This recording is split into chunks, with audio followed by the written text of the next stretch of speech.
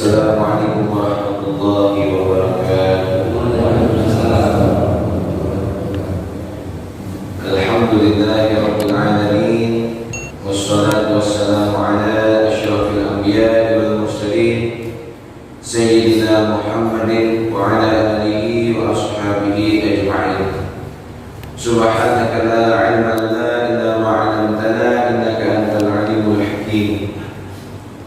Rabbi shrah li sadri wa yassir li amri wahlul 'uqdatam min lisani yafqahu qawli, amma ba'd. Nawaina at-ta'allum wa at-ta'lim wa tadhakkur wa tadhkir wa naf'a wal intifa' wal ifadah wal istifadah wal hadha 'ala tamassuk bi kitabillah wa sunnati Rasulillah sallallahu alaihi wasallam wa du'a bil khair ibtigha'a wajhillah wa maradatihi wa thawabihi. Ikhwani rahimakumullah, alhamdulillah jamaah yang dimuliakan Allah Subhanahu wa taala. Kita masih berada pada bulan Sya'ban, di mana bulan Sya'ban ini adalah bulannya Nabi Muhammad sallallahu alaihi wasallam. Dan di dalam bulan Sya'ban terdapat sekali banyak keutamaan. Khususnya pada hari ini kita yang akan menjumpai kepada bulan suci Ramadan. Bulan Ramadan adalah bulan diturunkannya Al-Quran. Bulan Ramadan adalah bulan di dalamnya terdapat satu malam yang lebih baik dibandingkan 1000 bulan. Dan di dalam bulan Ramadan terdapat rahmat Allah Subhanahu wa taala pada awalnya, ampunan Allah Subhanahu wa taala pada pertengahannya, dan janji Allah taala akan dibebaskan manusia-manusia dari siksaan Allah Subhanahu wa taala apabila mereka melakukan puasa dengan iman wa ihtisaban, dengan iman dan mengharap pahala kepada Allah Subhanahu wa taala atau dari Allah Subhanahu wa taala. Itu sebabnya mengapa insyaallah kita akan membahas mengenai keutamaan bulan Sya'ban yang masih tersisa sekitar 6-7 hari lagi. Mungkin kita bisa mengamalkan sabda Nabi sallallahu alaihi wasallam yang berbunyi innamal a'malu bil khawatim. Sesungguhnya amal perbuatan itu bergantung kepada akhirnya.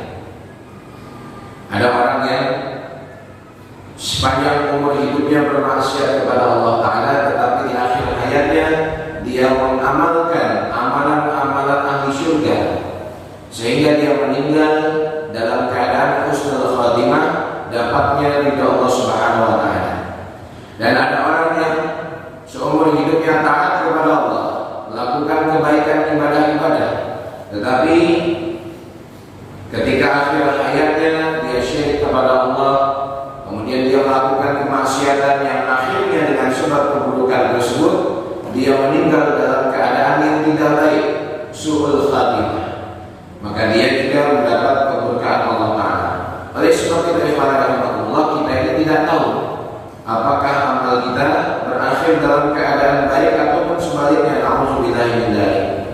Itu sebabnya karena masih ada beberapa hari tersisa di bulan Sya'ban, mudah-mudahan kita bisa maksimal sebelum habisnya bulan Sya'ban tersebut untuk melakukan kebaikan-kebaikan.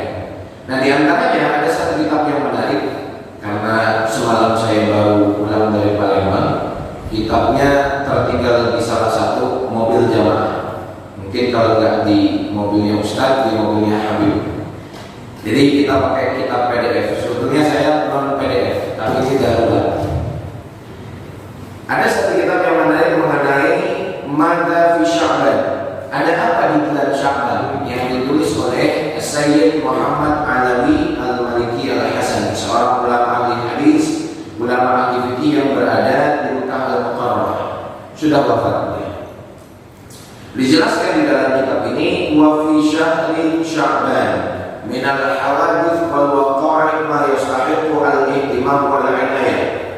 Di dalam bulan Sya'ban itu terdapat kejadian-kejadian ataupun peristiwa-peristiwa yang menarik perhatian kita untuk diketahui, dan hendaknya kita mengambil pelajaran dari setiap peristiwa-peristiwa yang terjadi pada bulan Sya'ban.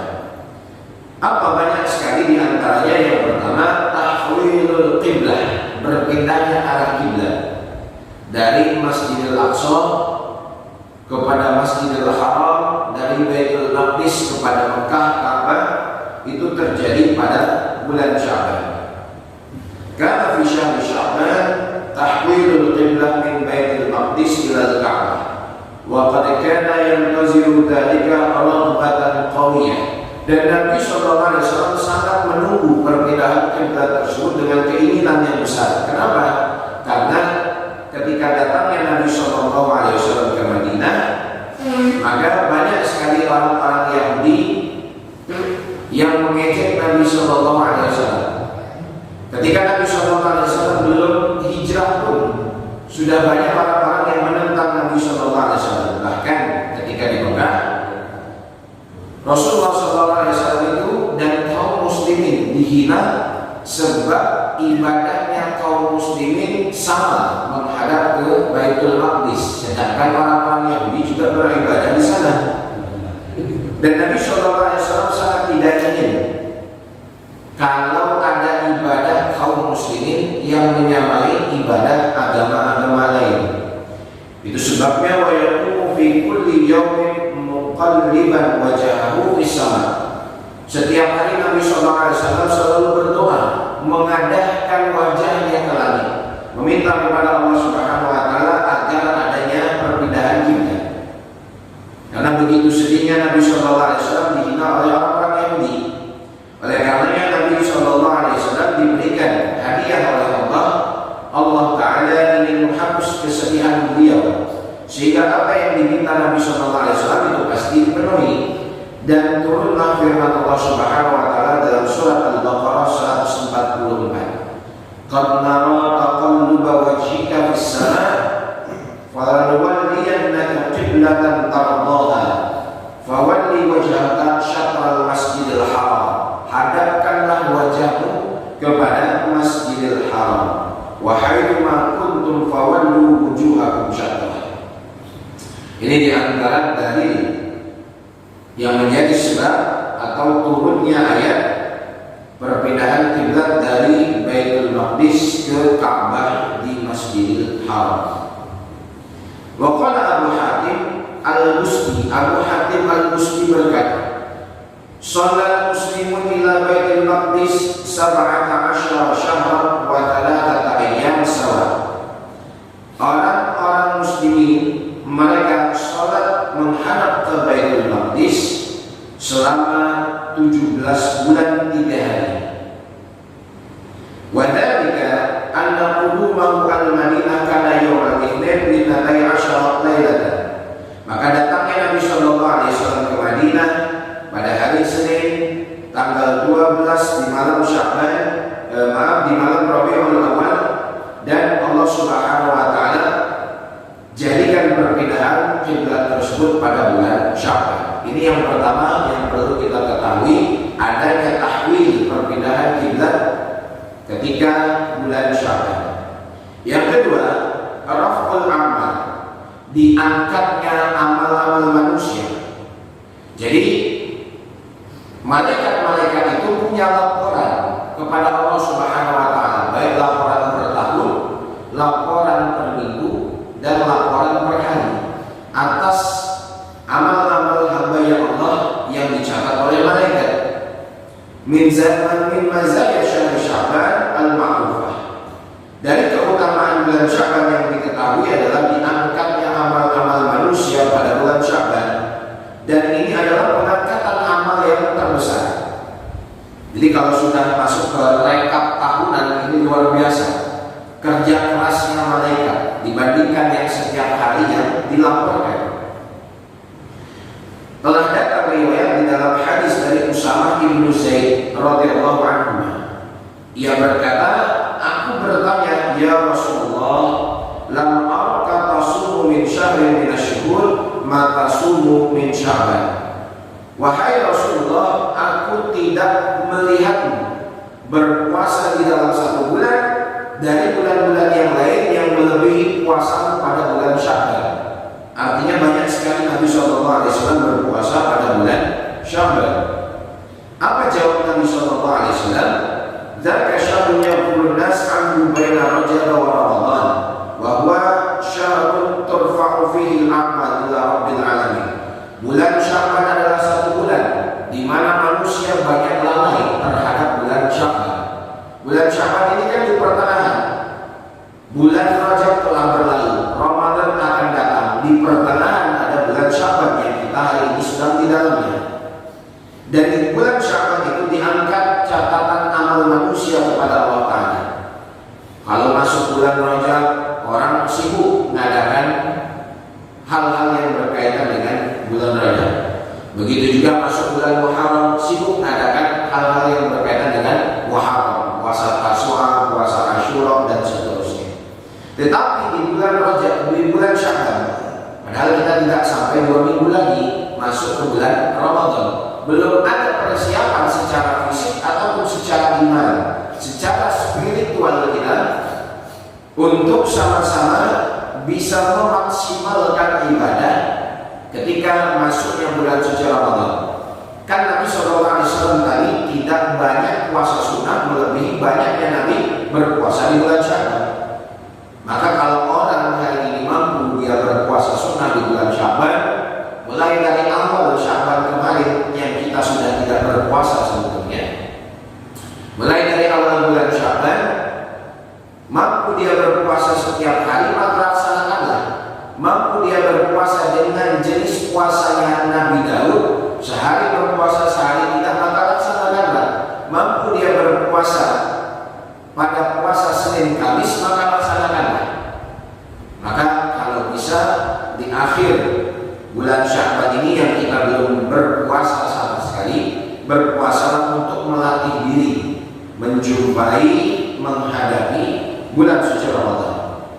Wa uhibbu an yarfa'a amali wa ana sha'im, kata Nabi sallallahu alaihi wasallam, dan saya ingin ketika amal-amal saya dihadapkan kepada Allah, saya dalam keadaan berpuasa. Jadi hadis yang diriwayatkan oleh Imam An-Nasa'i ini adalah bagaimana amal kita yang setiap hari ataupun setiap minggu ataupun setiap tahun dihadapkan kepada Allah Ta'ala dalam keadaan malaikat tengah melihat kita berbuat baik, yaitu berpuasa. Dan sebetulnya itu bukan hanya kekhususan pada bulan Sya'ban. Jadi pada bulan-bulan yang lain, waktu-waktu yang ditentukan juga ada puasa sunat yang dikhususkan. Yang ketiga, keutamaan bulan Sya'ban, diangkatnya amal manusia itu pada pagi dan petang hari. Itu sebabnya kenapa kita juga disunahkan untuk melakukan zikir pagi dan petang. Di dalam hadis Sahih Muslim dari Abu Musa radhiyallahu anhu, ia berkata, qama fina Rasulullah sallallahu alaihi wasallam bi khamsi kalimat. Nabi sallallahu alaihi wasallam berdiri di hadapan kami dengan 5 kalimat. Apa kata Nabi Muhammad? Innallaha azza wa jalla la yanamu wa la yanbaghi lahu an yanama. Sesungguhnya Allah Ta'ala itu tidak tidur dan tidak layak bagi Allah Ta'ala untuk tidur, karena tidur bukan sifatnya Allah, melainkan sifat makhluknya. Maka Allah Subhanahu wa Ta'ala itu mengkhususkan naiknya amal malam sebelum datangnya amal yang siang hari, atau naiknya amal petang sebelum datangnya amal pagi hari, dan naiknya catatan amal di pagi hari sebelum berganti dengan amal yang di malam hari. Itu sebabnya ada malaikat yang tugasnya dari pagi sampai sore, dari sore sampai pagi. Kalau bahasa kita kerjanya sip-sipan. Jadi ada malaikat yang memang diutus oleh Allah Ta'ala untuk mencatat amal manusia mulai dari terbitnya fajar pada subuh ini sampai menjelang asar. Amal kita dicatat oleh malaikat. Kemudian nanti asar itu perpindahan waktu. Tugasnya malaikat, malaikat yang masuk pagi digantikan dengan malaikat yang masuk malam. Kapan waktunya? Asar nanti. Jadi malaikat yang pagi ini akan membawa amal-amal catatan kita kepada Allah pada waktu asar. Dan malaikat yang bekerja, kalau bahasa saya bekerja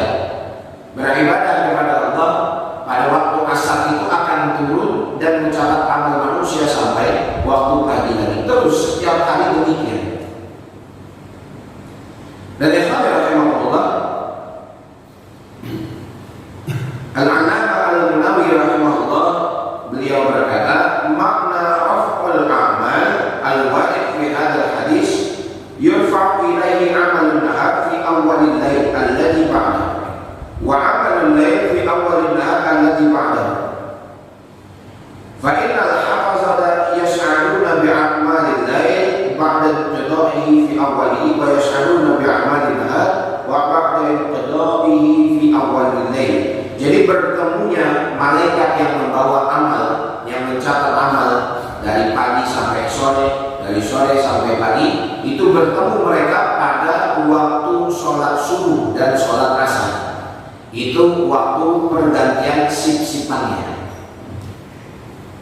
Dan di dalam hadis riwayat Sahih Bukhari dan Muslim, yata'aqabuna fikum ay yatanawaluna malaikatu bil lail wa malaikatu bin nahar yajtami'una fi sholatil fajr wa sholatil asr.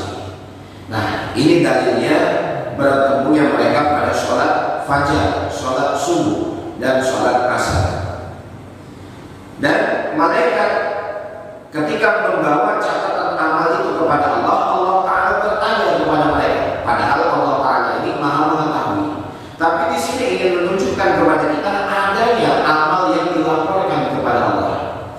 Lantas Allah Ta'ala bertanya, kaifa taraktum ibadi, bagaimana kalian meninggalkan hamba-hambaku? Kepada malaikat yang jaga di pagi hari. Sore ada ke Allah bertanya, kaifa taraktum ibadi, bagaimana kalian meninggalkan hamba-hamba? Kemudian juga malaikat yang jaga di sore hari, pagi hari menghadap kepada Allah, pertanyaannya sama. Dan mereka para malaikat berkata, taraknahum wa hum yusallun, ya Allah, ketika kami tinggalkan hamba-hamba, mereka dalam keadaan sholat subuh. Ketika kami tinggalkan hamba-hamba, mereka dalam keadaan sholat asar. Itu sebabnya jangan tinggalkan waktu-waktu sholat. Terutama kita jaga betul konsistensi waktu sholat itu asar dan subuh. Maka kalau subuh jam 5 kurang 15, jangan jam 7 kurang 15. Karena itu termasuk fawaidul lil musallin. Dan begitu juga waktu asar. Dalam satu riwayat, man taraka sholatal asri habita a'maluhu. Barang siapa yang meninggalkan sholat asar, maka terhapuslah amalnya. Dua waktu, di mana waktu ini adalah waktu terbesar di dalam segi pahala dan waktu terberat bagi manusia untuk melaksanakannya. Di dalam satu riwayat dikatakan, man shalla al-bardaini dakhala al-jannah. Barang siapa yang sholat pada dua waktu yang dingin, maka dia akan masuk ke dalam surga. Kenapa menjelaskan waktu subuh dan waktu isya? Ada yang menjelaskan waktu subuh dan waktu asar. Tapi yang lebih condong kepada pendapat subuh dan isya. Maka kalau kita bukan hanya sholat, tetapi melakukan juga setelahnya menjaga amalan zikir pagi dan petang. Kan ada zikir-zikir yang disunahkan Nabi Sallallahu Alaihi Wasallam ataupun yang datang dari para alim ulama. Maka malaikat akan memberikan persaksian pada waktu pagi dan waktu petang dengan persaksian yang baik di hadapan Allah Subhanahu wa Ta'ala. Fakun ayyuhal mu'min ala ilmin qatib bi anna ma'aka malaikatun bilail wan nahar yarqubuna a'mal. Maka senantiasa awasi diri kita, karena sesungguhnya di sekitar kita ini ada malaikat yang mencatat amal. Maka sibukkan dengan amal-amal kebaikan di mana waktu-waktu malaikat mencatat amal kita. Yang ketiga, apa yang ada di bulan Syaban? Ar-raf'ul fawri, diangkatnya amal segera, dan ini waktunya terbatas. Kalau tadi yang pertama amal kita setiap tahun diangkat kepada Allah. Yang kedua pada waktu pagi dan petang diangkat kepada Allah. Yang ini amal kita diangkat dengan waktu yang terbatas saja, dan itu ketika berada pada waktu siang hari.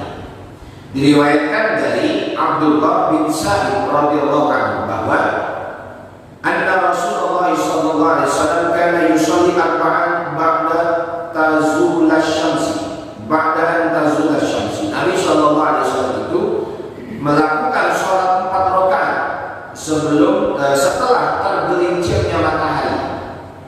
Qabla zuhri, sebelum zuhur. Yang dimaksud 4 rakaat adalah sholat sunnah qabliyah zuhur. Dan Nabi SAW katakan inna sa'atun tuftahu fiha abwabus salam fa uhibbu an yas'ada li fiha amalun salih. Pada waktu zuhur tersebut, waktu setelah tergelincirnya matahari, di mana pintu-pintu langit dibukakan oleh Allah Ta'ala. Dan saya sangat ingin ketika pintu langit itu dibukakan oleh Allah, kata Nabi Muhammad, maka yang naik kepada Allah adalah amal-amal soleh, amal-amal baik. Maka kalau kita setelah mendengar azan zuhur, sholat qabliyah zuhur, masih ada waktu lagi, maka segerakan diri kita untuk banyak-banyak berdoa. Karena termasuk waktu yang terbaik adalah ketika setelah tergelincirnya matahari, yaitu waktu sunat sholat zuhur tersebut. Dan kalau kita datang ke masjid ketika waktu jam-jam kerja, di mana waktu iqamah tinggal sedikit tadi, kita tidak sempat untuk sholat sunat, maka langsung sibukkan diri kita berdoa kepada Allah pada waktu tersebut. Bukan hanya ketika waktu itu langit dibuka oleh Allah Ta'ala, tetapi di antara azan dan iqamah ada waktu ijabahnya doa.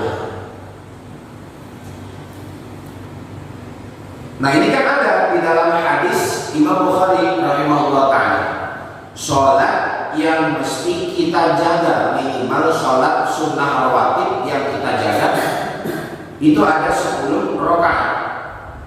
2 rakaat sebelum zuhur, 2 rakaat setelahnya, 2 rakaat setelah maghrib, 2 rakaat setelah isya, dan 2 rakaat sebelum subuh. Di mana qabliyah subuh itu pahalanya khairun minad dunya wa ma fiha, lebih baik dibandingkan dunia beserta isinya. Kita tambahkan lagi yang sunnah muakkadah ada 10, ada 12. Ditambahkan dengan yang ghairu muakkadah, berarti sebelum zuhur kita bisa laksanakan 4 sebagaimana hadisnya Nabi sallallahu alaihi wasallam. Kemudian ba'da zuhur kita bisa laksanakan 4. Sebelum asar juga ada, kita bisa laksanakan 4 rakaat. Sebelum maghrib ada 2 rakaat. Kemudian sebelum isya juga ada 2 rakaat. Jadi kalau di total bisa ada 17 rakaat atau 14 rakaat sholat sunnah, baik yang muakkadah, yang sunnahnya ditekankan, ataupun yang ghairu muakkadah sehari semalam yang menyandingi sholat 5 waktu. Qala al-Mundhiri rawahu Dawud wa lafzu lahu wa Ibnu Majah wa fi isnadi ihtimal litahsin. Hadis yang tadi kata Imam Al-Mundhiri diriwayatkan oleh Abu Dawud dengan lafaznya dan Imam Ibnu Majah dengan sanad yang kemungkinan ada hasan, yang diriwayatkan juga oleh Imam At-Tabrani di dalam kitabnya Al-Kabir. Kemudian yang selanjutnya, ar-raf'u al-usbu'i wa irdul a'mal 'ala Allah tabaraka wa ta'ala. Diangkatnya amal kita, dilaporkannya amal kita kepada Allah dengan laporan mingguan. Dan itu amal-amal yang berlaku setiap minggu. Diriwayatkan oleh Imam Muslim dari Abu Hurairah radhiyallahu ta'ala anhu, Rasulullah sallallahu alaihi wasallam bersabda, "Tu'radul a'mal fi kulli yawmi khamisin wa itsnain." Setiap minggu itu kapan amal kita dihadapkan, dilaporkan kepada Allah?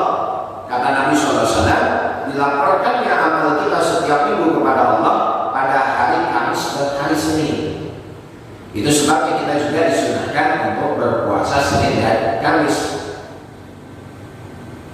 Dan pada hari Senin itu adalah hari dilahirkannya Nabi Shallallahu Alaihi Wasallam. Hari Kamis adalah hari di mana amal-amal kita dihadapkan kepada Allah Subhanahu Wa Taala. Dan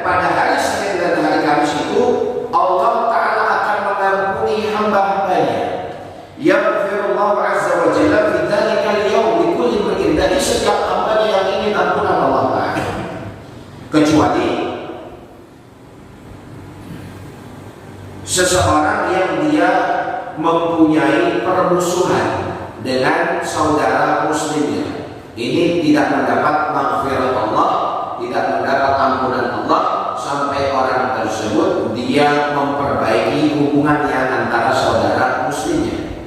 Jadi jangan sampai kita memutus tali silaturahmi. Kalau berantem hari Senin, kalau berantem hari Selasa, sebelum hari Kamis sudah baikan. Kan kita cuma diizinkan untuk mendiamkan saudara kita selama 3 hari. Lebih dari itu kan nggak boleh. Karena memang 3 hari ini waktu introspeksi diri. Kalau kita cekcok masalah apapun itu yang ujung-ujungnya memang keduniaan, maka kita boleh introspeksi diri. Jangan pagi kita berbuat salah, kemudian siangnya langsung minta maaf. Bisa jadi orang belum memaafkan karena kondisinya masih panas. Jadi kenapa ada waktu introspeksi diri dan maksimal itu 3 hari. La yahilu lil muslimin ayyaskuta fawqa salasati ayyam. Tidak dihalalkan bagi orang muslim untuk diam atau mendiamkan saudaranya di atas waktu 3 hari. Jadi kalau hari Selasa berantem, sebelum Kamis sudah baiknya. Jangan berantemnya Ramadan tahun lalu, Ramadan ini mau datang belum baiknya. Karena orang yang memutuskan tali silaturahmi ini, kata Nabi SAW, la yadkhulul jannah qati'ur rahim, tidak akan masuk ke dalam syurga. Dan kita ada 2 kewajiban. Yang pertama, hablum minallah, kewajiban kepada Allah Ta'ala, kewajiban kepada Al-Khaliq Sang Pencipta. Yang kedua, hablum minan nas, kewajiban kepada sesama manusia. Orang yang baik hubungannya kepada Allah, pasti baik hubungannya kepada sesama manusia. Dan orang yang memperbaiki hubungannya kepada Allah akan terperbaiki hubungannya sesama manusia. Man aslaha bainahu wa bainallah, aslah Allah bainahu wa bainan nas. Barang siapa yang memperbaiki hubungannya antara dirinya dan Allah, maka Allah akan memperbaiki hubungannya antara dirinya dan manusia. Kenapa hari ini kok kita ada masalah dengan manusia? Karena hubungan kita nggak bagus kepada Allah. Mungkin kita melakukan dosa kepada Allah, yang itu kita anggap cuma dosa kecil, padahal kita tidak menyadari walaupun dosa kecil kita berbuat dosa kepada Allah Ta'ala. Sehingga ada ujian-ujian yang datang kepada kita dari manusia-manusia, orang-orang di sekitar. Entah itu masalah, entah itu musibah, entah itu sesuatu yang datang yang kita tidak inginkan. Maka pada hari Senin, hari Kamis ini termasuk puasa yang dilakukan Nabi SAW, dan hari itu dilaporkannya amal manusia. Di hari itu ada maghfirah, ampunan Allah bagi setiap manusia selagi mereka tidak berbuat syirik, kecuali orang yang masih ada permusuhan. Maka sebelum datangnya bulan suci Ramadan, cepat-cepat kita memperbaiki tali silaturahmi. Kalau baca satu kitab yang berjudul Tanbihul Ghafilin, di mana di dalamnya ada bab silaturahmi, orang yang memutuskan tali silaturahmi ini banyak sekali kerugiannya, bahkan merugikan orang-orang di sekitarnya. Orang yang memutuskan tali silaturahmi, kata Nabi SAW, tidak layak duduk bersama kami. Orang yang memutuskan tali silaturahmi, kata Nabi SAW, rahmat Allah tidak akan turun kepadanya. Kalau rahmat Allah Ta'ala tidak mau turun, bagaimana malaikat akan dekat kepada orang yang memutuskan tali silaturahmi? Nampaknya baca Quran rajin, sholat sunnah banyak, sedekah luar biasa, tapi memutuskan tali silaturahmi ini tidak diajarkan oleh Nabi kita Muhammad Sallallahu Alaihi Wasallam. Baik, yang selanjutnya takdirul amal. Amal kita ditakdirkan pada bulan Sya'ban. Artinya di dalam bulan Sya'ban ini ada satu hal yang perlu kita ketahui, bahwa Nabi Sallallahu Alaihi Wasallam hampir berpuasa penuh, karena tidak berpuasa penuh di dalam bulan Sya'ban, walaupun konteks hadisnya karena yasumu Sya'ban kullahu, Rasulullah SAW itu berpuasa pada bulan Sya'ban seluruhnya. Tapi ulama menjelaskan selain bulan Ramadan, Nabi SAW tidak pernah melakukan puasa penuh pada bulan-bulan yang lain. Jadi kalau di bulan Sya'ban, saking seringnya Nabi berpuasa sampai dikatakan Rasulullah SAW itu berpuasa sebulan penuh. Karena setiap sahabat ketika bulan Sya'ban bertemu Nabi SAW, Rasulullah dalam keadaan berpuasa.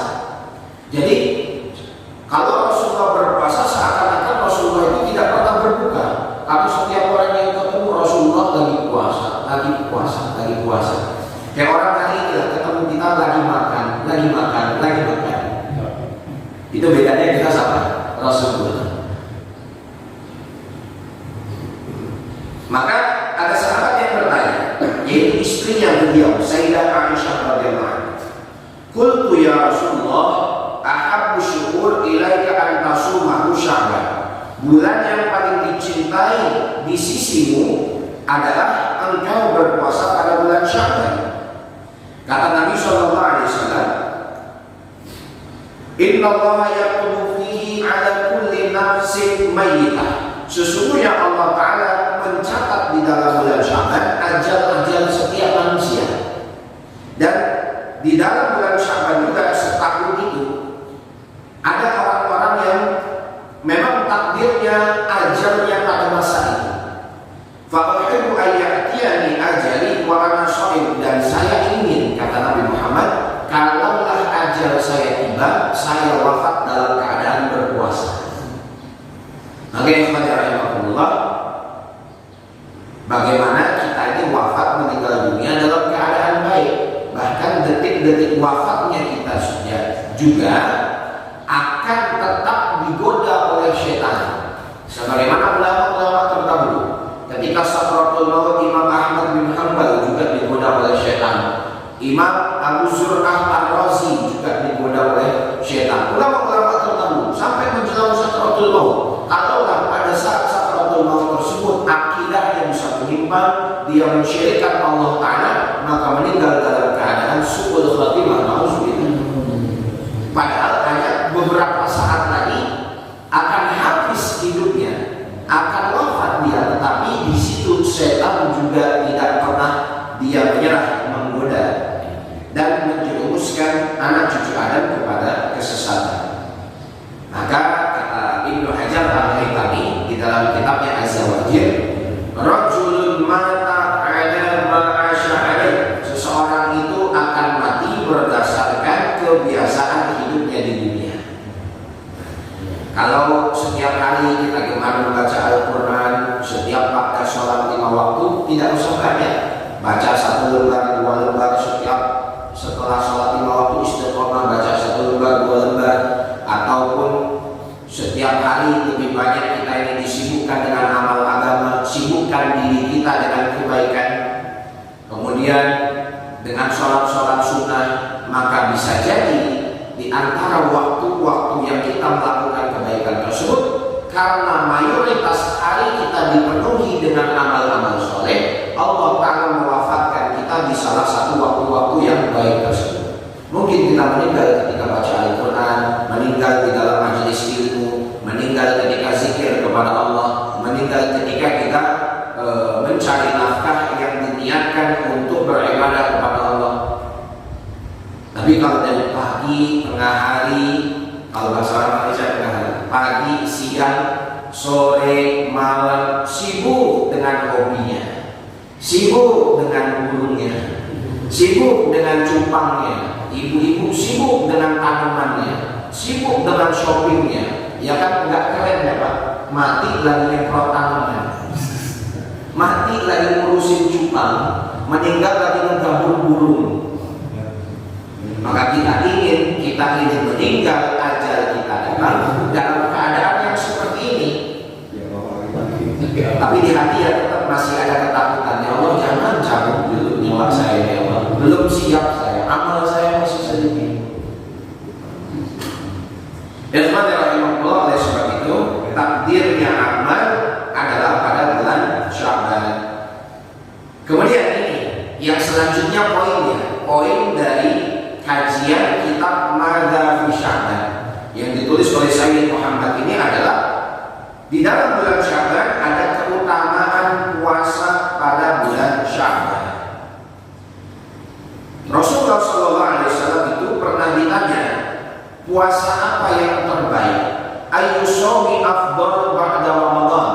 Puasa apa yang terbaik setelah bulan Ramadan? Kata Nabi Muhammad, Sya'ban li ta'zimi Ramadan. Puasa yang terbaik setelah Ramadan adalah puasa bulan Sya'ban. Kenapa? Karena untuk mengagungkan bulan suci Ramadan. Orang mau berpergian jauh, kayak kemarin saya berangkat malam Sabtu mau ke Palembang. Gak mungkin saya bawa badan saja, tapi saya bawa pakaian, saya bawa perbekalan, saya bawa obat-obatan dan lain sebagainya. Ada persiapan. Nah, kita mau masuk bulan Ramadan juga harus ada persiapan sebelumnya. Kapan persiapan itu? Pada bulan Sya'ban. Maka kata ulama, bulan Rajab itu bulannya menanam. Jadi kalau petani menanam benih itu pada bulan Rajab. Kita kan petani akhirat semuanya, menanam amal kebaikan. Bukan padi, bukan jagung yang kita tanam, tapi kebaikan. Kapan menanamnya? Kata ulama, pada bulan Rajab. Itu kebaikan-kebaikan ditanam, dikumpulkan. Kemudian pada bulan Muharram itu adalah waktunya menyiram. Pada bulan Sya'ban itu adalah waktunya menyiram. Bulan Sya'ban ini benih-benih yang sudah kita tanam pada bulan Rajab kita siram agar tumbuhnya maksimal. Jadi amal kita juga bisa maksimal. Kapan tumbuhnya maksimal? Nanti kita tahu di bulan Ramadan. Oh, alhamdulillah bulan Ramadan saya khatam 5 kali khataman. Oh, alhamdulillah bulan Ramadan saya tarawih tidak tinggal. Bahkan setelah tarawih juga saya disibukkan dengan baca Al-Quran, dengan zikir, dengan majelis ilmu dan lainnya. Tapi kalau cuma 15 hari awal saja tarawihnya, ini menunjukkan Ramadan kita diragukan penerimaannya kepada Allah. Kata Imam Ibnu Qayyim Al-Jauzi, tanda Ramadan 10 hari pertama itu diterima Allah, Ramadan 10 hari kedua justru akan menjadi lebih baik amalnya. Tanda Ramadan 10 hari kedua diterima Allah, Ramadan 10 hari terakhir itu harusnya lebih baik dari pertama dan kedua. Tapi Ramadan 10 hari terakhir di mana orang-orang? Di pasar, di mall, yang suami sibuk belikan baju istrinya, baju anak-anaknya, yang istri sibuk mempersiapkan kuenya, rumahnya dengan hiasan lebaran dan lain sebagainya. Lockdown, kue udah banyak kebeli, nggak semakan. Itu kan yang kejadian tahun lalu kan, ibu-ibu semua kesel kenapa udah banyak beli kue, rupanya nggak ada tamu yang datang. Ya rahimahullah, oleh sebab itu bulan Sya'ban ini mempersiapkan diri untuk menyambut bulan suci Ramadan. Tapi gimana Ustaz? Kan ada hadis juga yang menyatakan bahwa puasa yang terbaik setelah Ramadan adalah puasa Muharram. Tapi kalau di hadis ini Rasulullah SAW katakan puasa yang terbaik setelah Ramadan adalah puasa Sya'ban. Bagaimana ta'arudud dalalah, dalil-dalil yang bertentangan seperti ini? Maka Nabi SAW itu, kata ulama, ketika beliau menyabdakan puasa yang terbaik adalah puasa Sya'ban setelah Ramadan, itu Nabi SAW belum mengetahui keutamaan puasa Muharram. Sebab apa? Puasa Muharram kan dilakukan di akhir-akhir hayatnya Nabi SAW. Maka kata Nabi SAW, in aishtu ila qabilin la asumanna tasi'a wal ashir. Ada sahabat yang bertanya kepada Rasulullah, ya Rasulullah, orang Yahudi juga berpuasa pada bulan Muharram tersebut. Bagaimana ya Rasulullah agar kita bisa menyelisihi amal ibadah mereka? Kata Nabi SAW, puasalah pada tanggal 9 Muharram 10 atau 10 atau 11 atau 9, 10, 11 Muharram, di mana puasa Muharram diikuti dengan puasa sebelumnya dan puasa setelahnya sehari. Kata Nabi SAW, kalau aku hidup pada bulan Muharram tahun depan, aku akan berpuasa tanggal 9 dan 10 Muharram. Jadi Nabi SAW akan tambahkan puasanya.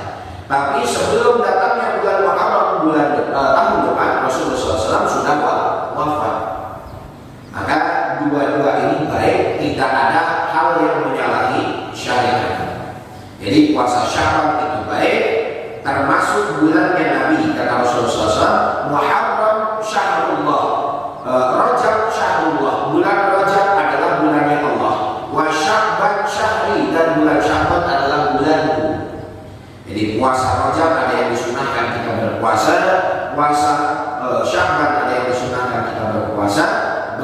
juga puasa Muharram, ada puasa sunnah kita juga laksanakan. Dan yang terakhir ya ikhwan rahimahullah yang perlu kita ketahui, bulan Sya'ban adalah syahrus shalah 'ala Nabi sallallahu alaihi wasallam. Bulan Sya'ban adalah bulan bersolawat kepada Nabi Muhammad sallallahu alaihi wasallam.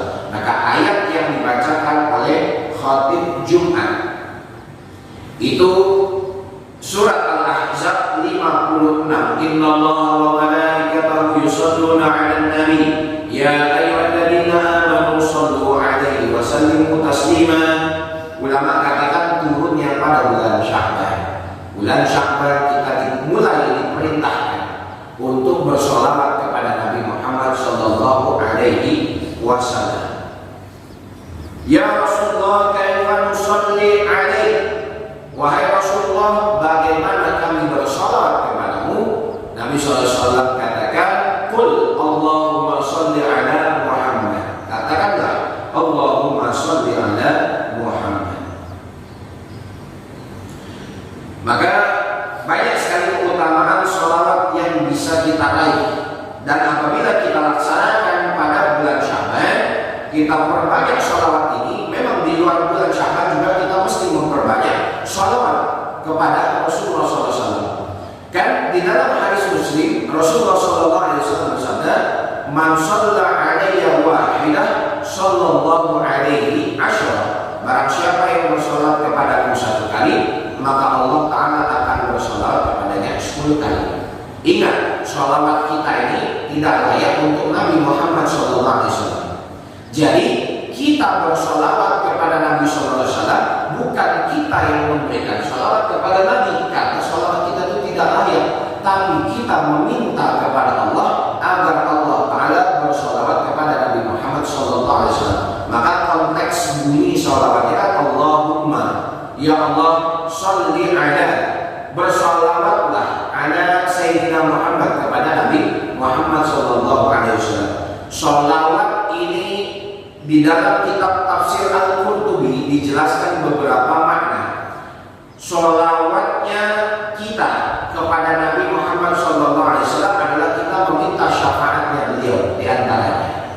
Sholawatnya Allah pada ayat tadi surat Al-Ahzab 56. Innallaha wa malaikatahu, Allah dan para malaikatnya bersolawat kepada Nabi. Kalau sholawatnya Allah Ta'ala kepada hambanya, ini Allah Ta'ala memberikan rahmatnya, Allah Ta'ala memberikan taufik rahmatnya.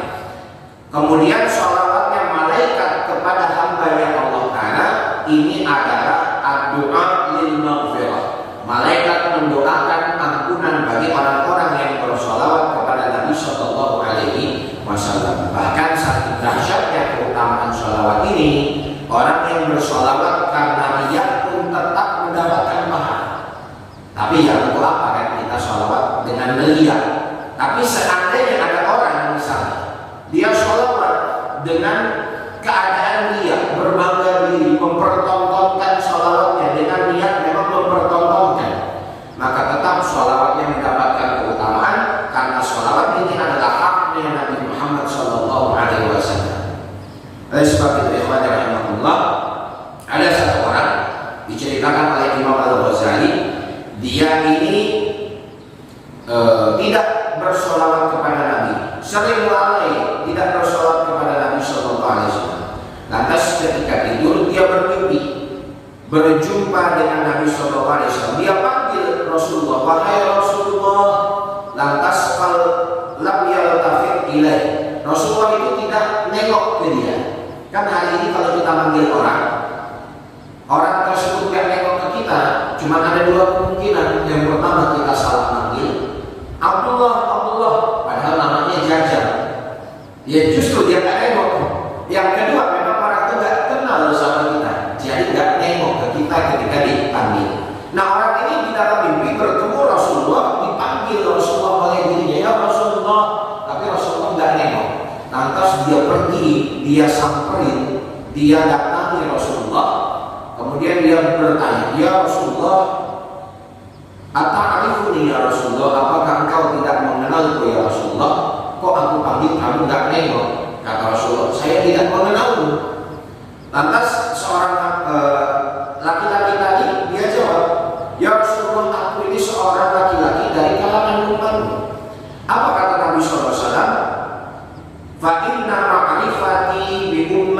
bi qadri salatihim alayya. Sesungguhnya aku akan kenal kepada umatku dengan kadar banyaknya mereka bersolawat kepadaku. Jadi kalau kita hari ini ada yang beri salam ke kita, salamnya tapi setahun sekali, salamnya setahun sekali. Pak, ada salam dari Abdullah, pasti kita mungkin lupa. Tapi kalau ada orang yang nyalamin kita setiap minggu, agak-agak ingat. Ada orang yang nyalamin kita setiap bulan, setiap hari, lebih ingat. Tapi kalau ada orang yang berikan kita salam setiap jam, pasti kita ingat namanya itu. Walaupun kita belum pernah bertemu, kita penasaran untuk bertemu. Begitulah kita yang sering bersolawat kepada Nabi Shallallahu Alaihi Wasallam. Maka walaupun Nabi Muhammad SAW itu tidak pernah bertemu kita, ketika di akhirat nanti pasti Nabi SAW akan kenal kepada kita, karena sebab kita banyak bersolawat kepada Rasulullah SAW.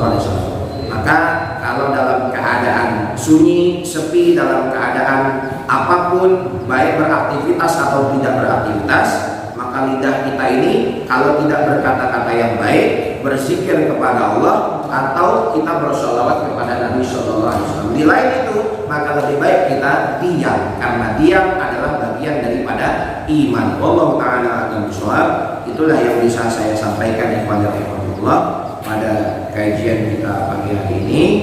Mungkin pada pertemuan yang selanjutnya kitab Tadhkiratus Sami yang biasa kita kaji Ahad subuh itu akan tawakuf, akan berhenti terlebih dahulu sampai setelah Syawal itu berakhir. Setelah Lebaran baru kita akan lanjut lagi, dan nanti kita akan masuk kepada pembahasan fiqh siyam, fikih puasa.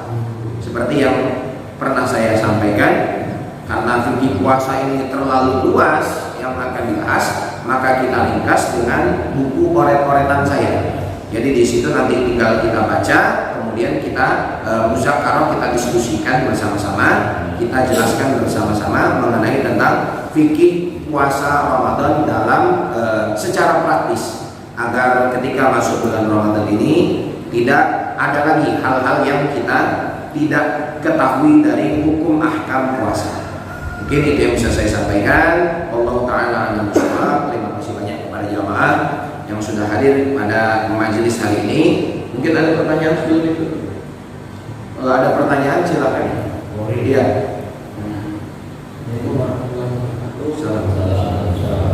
Sedikit Pak, tadi kan disebut masalah memutus tali persaudaraan atau silaturahmi. Itu konteksnya kalau misalnya memutus silaturahmi atau tali persaudaraan itu, contoh konkretnya atau yang paling berdekatan itu seperti apa? Itu aja Pak, terima kasih. Assalamualaikum warahmatullahi wabarakatuh. Yang namanya memutus tali silaturahmi, memutus tali persaudaraan itu karena seseorang itu bermusuhan. Kalau bermusuhan faktornya banyak, sebab bisnis, sebab hubungan saudara yang gak bagus, atau sebab perebutan jabatan baik di kantor, di toko dan lain sebagainya. Maka itu faktor-faktor yang bisa memutuskan tali persaudaraan. Dan itu pasti permusuhan. Tapi kalau kita hari ini yang sibuk, tidak sempat silaturahmi ke saudara, tidak sempat berkunjung kepada mereka, sedangkan kita tidak ada masalah, itu juga bukan termasuk memutus silaturahmi. Tapi ada baiknya kita ikhtiar. Kalau nggak bisa mengunjungin saudara, ditelepon. Hari ini kan udah canggih. Kita tanya kabar gimana, maaf belum datang karena saudara ada di Jakarta ataupun di tempat lain yang jauh. Sebelum masuk bulan Ramadan, kita teleponin satu-satu. Kalau ada saya salah, saya minta maaf dan lain sebagainya. Dan memang ada keadaan-keadaan yang kita harus jaga jarak di dalam hubungan silaturahmi. Kenapa? Kalau kita terlalu dekat, maka kita akan banyak sekali berbuat dosa. Contohnya apa? Contohnya orang-orang yang senang dia fitnah ataupun gibah, terutama untuk istri-istri kita, ibu-ibu. Kalau main ke rumah ibu fulan pasti gibah aja. Lebih baik gak usah main, jaga diri. Kenapa? Kalau main ke sana pasti ngomongin orang, akhirnya dosa kan. Silaturahmi iya, tapi dosa. Wah, akhirnya sejam 2 jam tuh gibah, sejam 2 jam fitnah, maka lebih baik kita jaga jarak dengan orang-orang yang seperti ini. Tapi bukan berarti kita memutuskan tali silaturahmi. Ya sesekali main hanya sebentar, ataupun ketika ketemu di jalan tetap kita tegur dengan hubungan yang baik, tapi sikap kita untuk tidak dekat, karena dosa tadi itu akan mengalir juga keburukannya kepada kita yang mendengar.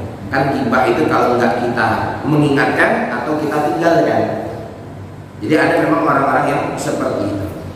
Jadi tidak termasuk memutus silaturahmi kalau tidak ada permusuhan, seperti tidak sempat tadi dan lain sebagainya karena kesibukan kita. Dan termasuk memutuskan tali silaturahmi adalah selain permusuhan, kemudian kita sudah biasa buat baik kepada orang tersebut, lantas kita tinggalkan. Mungkin ada perkataan dia yang agak menyinggung hati kita.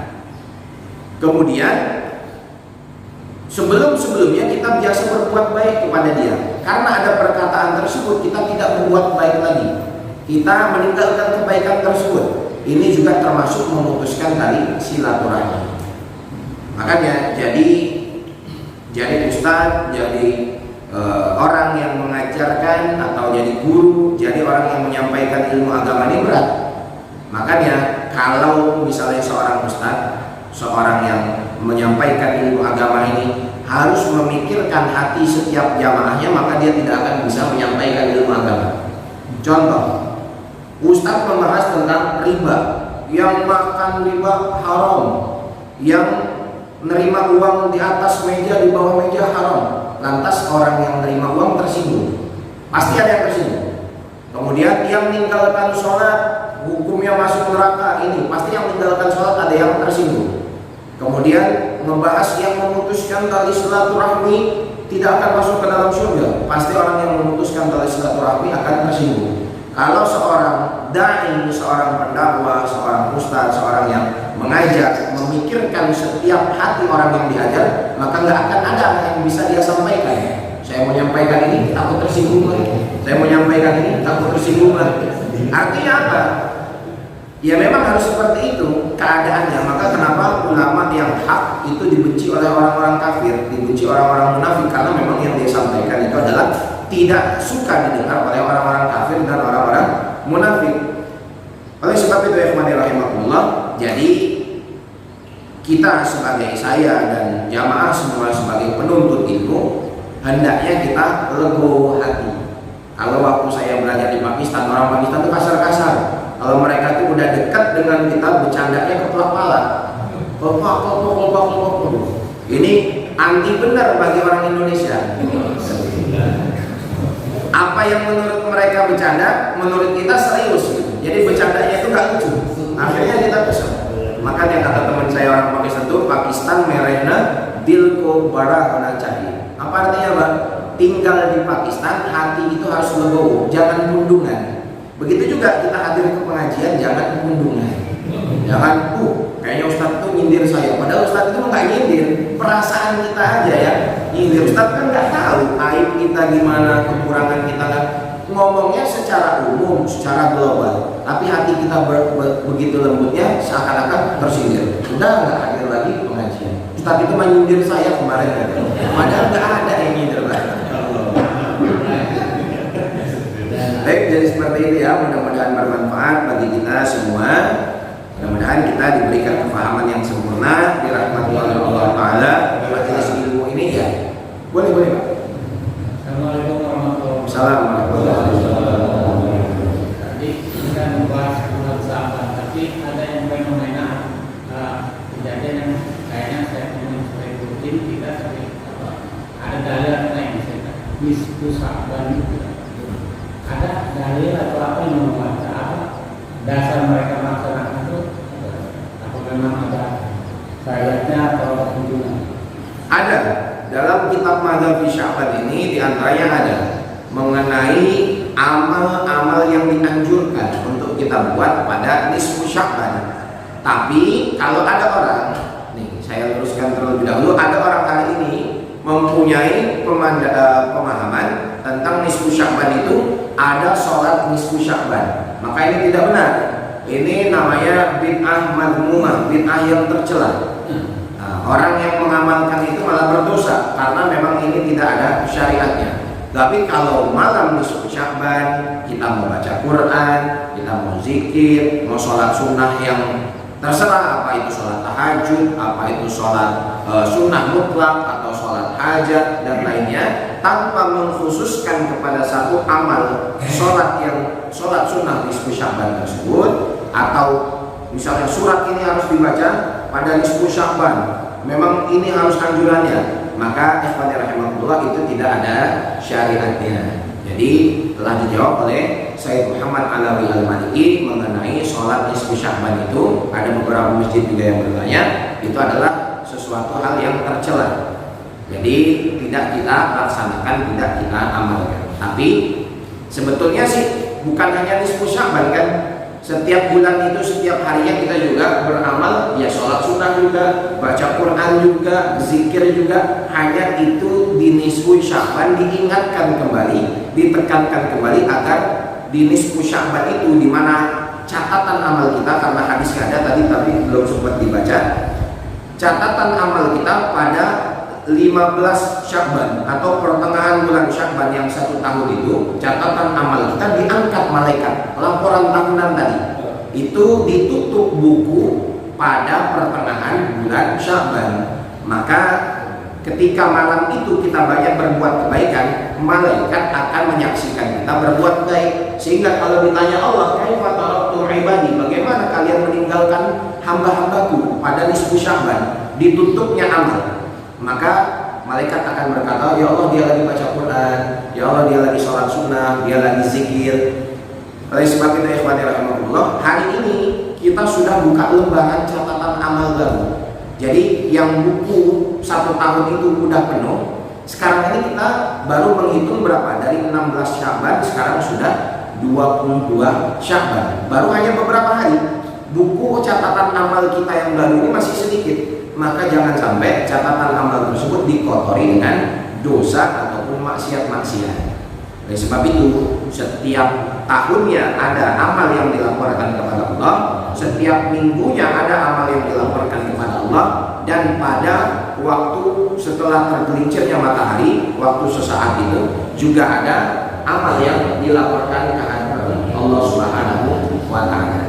Jadi nggak ada masalah mau kita melakukan amal apapun pada nisfu Sya'ban atau selainnya, tidak ada masalah. Adapun sholat nisfu Sya'ban itu sekali lagi ini tidak ada syariatnya. Allahu Ta'ala.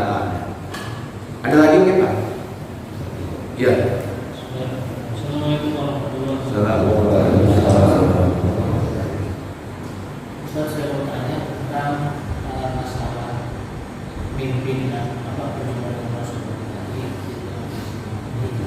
Jadi bagaimana keadaan seseorang yang memang seperti kita bertemu dengan Rasulullah itu, nanti keadaan seseorang itu bertemu dengan Rasulullah mimpi itu, apakah kita seperti sudah mengenal beliau atau bagaimana keadaannya seperti itu?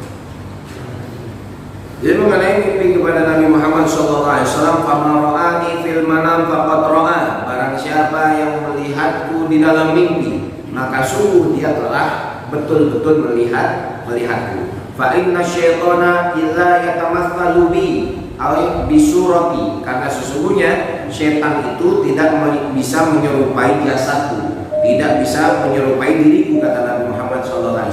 Jadi bagaimana? Kita nggak ada satupun dari kita yang pernah melihat Nabi SAW. Maka kita bisa mengenali Rasulullah SAW, apakah itu betul Rasulullah di dalam mimpi ataupun tidak, dari ilmu yang kita punya, dari hadis-hadis yang kita kaji.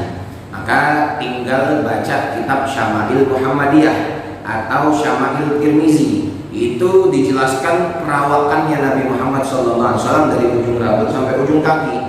Kalau kita ketemu Rasulullah gendut, bukan. Kalau kita ketemu Rasulullah hitam, bukan. Kalau kita ketemu Rasulullah dalam keadaan pesek, bukan. Jadi di kitab Syama'il Muhammadiyah itu rambutnya Rasulullah seperti apa, cap kenabian beliau di punggung sebelah mana, bagaimana bentuk cap kenabian tersebut. Sahabat-sahabat berbeda pendapat masalah itu. kemudian janggutnya Rasulullah, postur tubuhnya Nabi Muhammad, tinggi pendeknya seperti apa, itu semua dijelaskan di dalam kitab Syama'il Al-Muhammadiyah.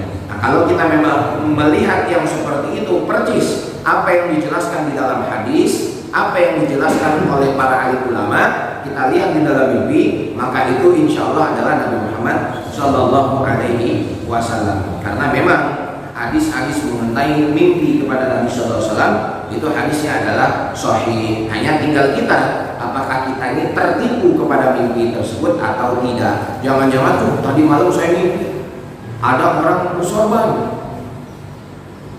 janggutnya putih, rambutnya agak putih, nasihatin saya. Itu kayaknya Rasulullah. Langsung ambil kesimpulan, saya mimpi Rasulullah itu. Padahal dia nggak tahu ciri-ciri Rasulullah gimana. Kemudian belum baca hadis-hadis mengenai fisik atau surah, gambaran jasadnya Nabi Sallallahu Alaihi Wasallam seperti apa. Dan sekali lagi, ikhwani rahimahullah, masalah mimpi ini sesuatu yang sedikit